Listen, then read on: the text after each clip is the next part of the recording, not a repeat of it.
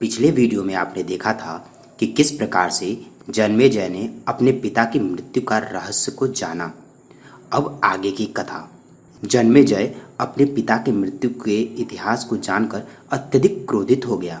उसके आंख में आंसू आ गए और वह हाथ में जल लेकर बोला, अब मेरे स्वर्गवासी पिता की मृत्यु किस प्रकार से हुआ वे विस्तार से सुन चुका हूं। अब मैं उस दुराचारी तक्षक से अवश्य बदला लूंगा। उसने स्वयं मेरे पिता का नाश किया है। श्रृंग ऋषि का श्राप तो बस एक बहाना था। अगर वह काश्यप ऋषि को धन देकर लौटा नहीं देता तो आज मेरे पिता जीवित होते। उसने जानबूझकर ऐसा किया।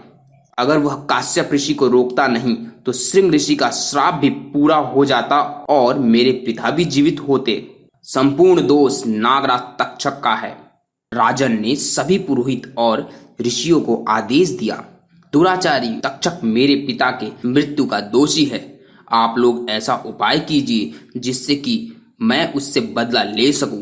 क्या आप ऐसा कर सकते हैं कि उस क्रूर सर्प का धधकती आग में हम आहुति दे सके? ऋषियों ने कहा, राजन, यह यज्ञ पहले ही निर्धारित है। यह यज्ञ का अनुष्ठान आपके अतिरिक्त और कोई नहीं कर सकता। ऐसा पहले से ही निश्चित है। उस यज्ञ में सभी क्रूर सर्प की आहुति दी जाएगी, ऐसा विधान में लिखा है। राजन बहुत ही प्रसन्न हो जाते हैं और बोलते हैं, यह यज्ञ मंडप का निर्माण किया जाए। निर्माण करते समय एक ऋषि ने कहा, इस यज्ञ को रोकने के लिए भी एक ऋषि पहले से ही निर्धारित है जो इस यज्ञ को रोक सकते हैं। इसलिए आप थोड़ा सावधान हो जाइए। कहीं ऐसा न हो कि यज्ञ शुरू होने से पहले ही यज्ञ समाप्त हो जाए। यह सुनकर राजा जन्मेजय द्वारपाल को आदेश देते हैं कि इस यज्ञ में कोई भी ऋषि या कोई भी व्यक्ति प्रवेश नहीं करना चाहिए। इसके बाद सर्प यज्ञ शुरू हुआ। अलग अलग ऋषि एक एक मंत्र पढ़ते थे। मंत्र पढ़ते ही अनेक विषैले सर्प उस यज्ञ में आकर भस्म हो जाते। वहां का पूरा वातावरण दुर्गंध से भर गया था। सभी सर्प भयभीत हो गए थे। इतना भयभीत हो गए थे कि सभी सर्प किसी न किसी के शरण में जाकर छुपने लगे। लेकिन मंत्र का प्रभाव इतना तेज था कि जिस सर्प की जाति की आहुति दी जाती, वह सर्प पूरे ब्रह्मांड में किसी भी जगह स्थापित हो, वह उस यज्ञ में आकर भस्म हो जाता। तक्षक नाग यह देखकर अत्यंत ही भयभीत हो गया और वह तुरंत देवराज इंद्र के शरणों में जाकर अपनी प्राणों की रक्षा का आग्रह करने लगा और देवराज इंद्र का बखान करने लगा। वह बोला, देवराज इंद्र, इस सृष्टि में सिर्फ आप ही हैं जो अत्यंत बलवान, अत्यंत शक्तिशाली और पराक्रमी हैं। अगर आप मेरी प्राण की रक्षा करेंगे तो इस सृष्टि में कोई भी ऋषि नहीं है जो कि मुझे भस्म कर सके। देवराज इंद्र यह सुनकर अत्यंत गदगद हो गए और कहते हैं, तुमने बिल्कुल उचित बात कही। मेरे अलावा इस सृष्टि में कोई पराक्रमी नहीं है। मैं तुम्हारा रक्षा अवश्य करूंगा। और देवराज इंद्र अपनी शक्तियों से नागराज तक्षक की रक्षा करने लगते हैं और स्वर्ग में ही उसे स्थान दे देते हैं। इधर वासुकी बहुत ही भयभीत और चिंतित होने लगता है। अपनी बहन से जाकर कहता है, तुम्हारा पुत्र आस्तिक से ही हमारी रक्षा होगी, इसलिए तुम जाओ और आस्तिक से हमारे प्राण की रक्षा के लिए निवेदन करो। मुझे ऐसा लगता है अभी मैं उस यज्ञ में जाकर समाप्त हो जाऊंगा। ऐसा सुनकर बहन बोलती है, भाई तुम निश्चिंत रहो, मैं अवश्य ही अपने पुत्र को इस कार्य के लिए मना लूंगी। इसके बाद वह अपने पुत्र आस्तिक को सभी घटनाओं के बारे में बताती हैं। वे बताती हैं कि पुत्र, तुम्हारे ही द्वारा इस यज्ञ को रोका जा सकता है। यह विधि का विधान है। आस्तिक कहता है, माताश्री एवं मामाश्री, आप दोनों बिल्कुल निश्चिंत रहें। इस यज्ञ को मैं अवश्य रोक दूंगा। ऐसा कहकर वह जन्मेजय के यज्ञ में चला जाता है। वहां जाते ही द्वारपाल आस्तिक को रोक देता है और उन्हें यज्ञ में नहीं जाने देता है। तब आस्तिक राजा एवं उस यज्ञ की अत्यधिक प्रशंसा करने लगते हैं और बखान करने लगते हैं।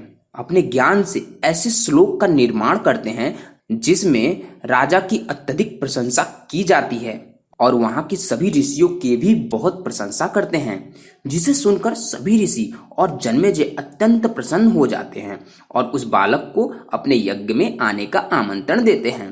तब आस्तिक यज्ञ में पहुंचता है और पुनः राजा और ऋषियों की बहुत ही ज्यादा प्रशंसा करता है।